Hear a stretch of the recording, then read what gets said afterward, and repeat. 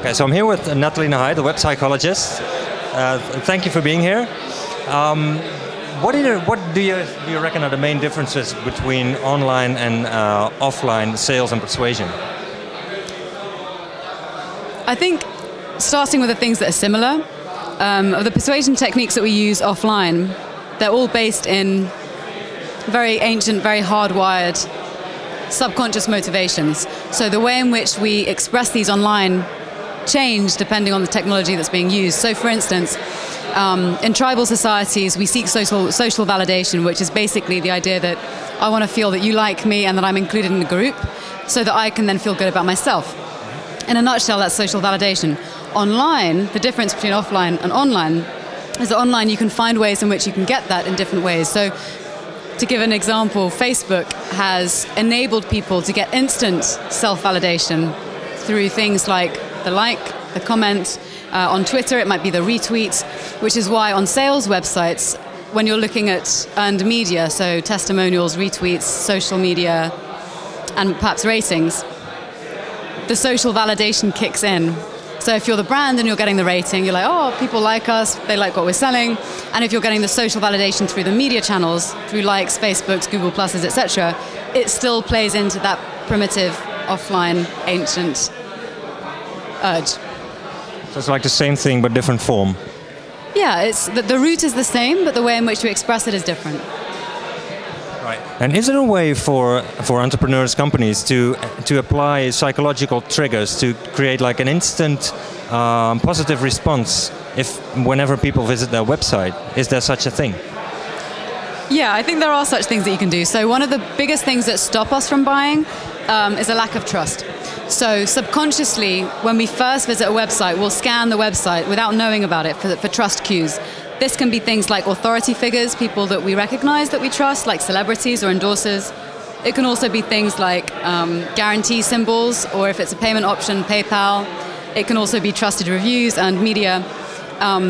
All of these elements, even though we might not notice that we're seeing them on a website when we first land, will give people a sense of trust and a sense of security that then enables them to engage on a more free and open level with that website. Is that the main thing they need, trust and security? Or is there something else as well? I think what it really boils down to is emotional engagement. If I feel emotionally swayed about something that you're giving me, that's how I'm going to make my decision. We like to think that we're rational, but typically we post-rationalize our emotionally motivated decisions. So I'll make a decision based on my gut, and then my mind, my rational side, will come up with an explanation and retrofit it after the fact. Right. One of the things I like about your book is that you explain stuff about the differences between men and women. So in your view, like women take 80% of purchase decisions in households. In Holland? Yes. Okay. Maybe internationally it's a similar figure. Online shopping is booming, but many websites are being designed, written, made by men. Is that killing sales? So there's a couple of things that I think are interesting to look at. The first is that we speak in generics in terms of gender. We tend to find the largest gender differences in highly individualist societies. Holland is fairly individualistic, so one would expect to see gender differences there. And in terms of the differences that we see, it's been found that women subconsciously prefer websites that are designed by other women than by men. So typically, I don't know if it's the same here in the Netherlands, but in London and in the UK as a whole, designers tend to be male. So you're talking about half a population, or in this particular case, 80%, that might be coming onto a website that is subconsciously designed for men, that's going to be not as persuasive as if it were designed by a female designer. So it's a very quick fix. Find a female designer, see what tweaks you would make, A/B split test one version against the other, and that's a very rudimentary place to start to see if there are any glaring differences. And then you could look at things like privacy, which tends to be a lot more important for women, and also tools like Qualaroo to actually ask your female audiences, what is it that you most appreciate about the service and what would you most like to change? So privacy is something a female designer would emphasize. Do you know of some other examples that the tweaks of female designers would make? So I'm talking about subconscious tweaks because most people aren't schooled in web psychology, but some of the preferences that we see women exhibit, especially in individualistic societies, are things like preferences for bright colors within a neutral palette. So if you're using images, highly colorful images within a white background or a neutral background tend to be very emotionally engaging and persuasive. People will look at it for longer. Also, a navigation which is very direct and doesn't have too many levels. Women tend to be, we have a reputation for being more web thinking than men. But in terms of... Web thinking? Yeah, so like we like things that are intricate and connected. This is something that's been related to estrogen, higher levels of estrogen, whether you're male or female. But in terms of online gender-specific behavior, women tend to prefer fewer sub-levels to trawl through. So if you have a navigation, make it simple, give women what they want quickly, and they'd be more likely to complete and convert. Do guys like complex websites? I don't want to make a sort of generalized statement because there's always a big amount of variance, but in general, men tend to be okay with more complex navigation that has more sub-levels and more animation and interaction and more exploratory elements. But there are always exceptions to the rule, so... Right. So how about mobile? Do you think in the aspect of persuasion is different when it comes to mobile sites with respect to the web? Yes. I think one of the most interesting elements about mobile devices is the fact that it has a very close physical proximity. So the things that we hold dearest, and it's even the word hold dearest, you're holding it and it's close to you and you can grab it to your heart, subconsciously I'm doing it, are the things that we cherish and that have close access to. The fact that you carry your phone on your person and that it vibrates, in some cases it's haptic, so as you tap it you can feel it respond to you, physically it's a lot more intimate as an object, as a device. And so you find that people tend to, we need to test this further, but people tend to respond more emotionally to their phones, to their mobile devices, than they might to a desktop. And in that perspective, it's an area that would be really rich in terms of researching if there are any cultural differences, gender differences, and which are the most persuasive ways in which to get people to convert online. So mobile developers and designers have a head start because it's a more emotional device. But what could they do in their designs or in their copy to persuade mobile users? Any suggestions?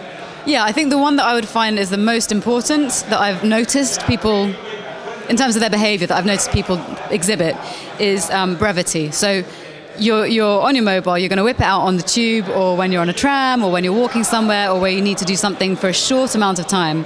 So generally, as a general rule, you need to simplify and get to the message much more quickly and make it very easy for people to get to where they want to go. This should usually online be the case, but when it comes to mobile devices, make sure that you're making things simpler because there's less time, less attention, and they need to get there quicker. Right. I mean, there's so much more we can say, but yeah. Okay. Last question. Is there a difference between persuasion and seduction? Do you think there's a difference? I'm asking the questions. Are you? Okay. Okay, so I'm going to come at this from a personal perspective as opposed to a professional perspective, with a little bit infused. I think persuasion is... The similarity between persuasion and seduction, I think, is that it tends to be something which you do consciously. You try to persuade someone to take your point of view, or you seduce someone. There's an element there which is sexual, inherently sexual, but you're using that in order to get them to take a particular action. So the similarity is you're getting them to take an action. Persuasion doesn't necessarily mean that it's going to be sexual. You can do all sorts of things like loss aversion, which is inherently, that tends to be unsexual. And I think that's the key defining difference, is that seduction implies an intimacy, an emotional aroused state at some level or another, where the person feels charmed. It doesn't have to be sexual, but where the person feels charmed and special, which I think persuasion doesn't quite extend to. Although I would imagine that there is overlap. Yeah. You recommend sex triggers in your book for persuasion? Yeah, where it's appropriate, absolutely. I mean, I think, not to put too fine a point on it, we're animals. We're the result of an orgasm, at least by one person, probably two. Sex is a massive, massive motivator, subconsciously and consciously, for the behaviors that we take online and offline. And I think even when it's not an overt motivation, so you know, when you're buying a piece of clothing or you're going online to get some food, you're not necessarily thinking about sex, but we're hardwired to look for opportunities for sex. So things such as symmetry, an indication of sexual fitness, or things like a smile where there might be intimacy there, a social bond, and then potential sexual relationship. All of those elements, even outside of a sexual context, are still persuasive. And I think I should add at this point, sex isn't just the main motivator. I think relationship, more importantly than sex, relationship to another is even more important. So it's that wanting to feel connected to others, and sex is a part of that.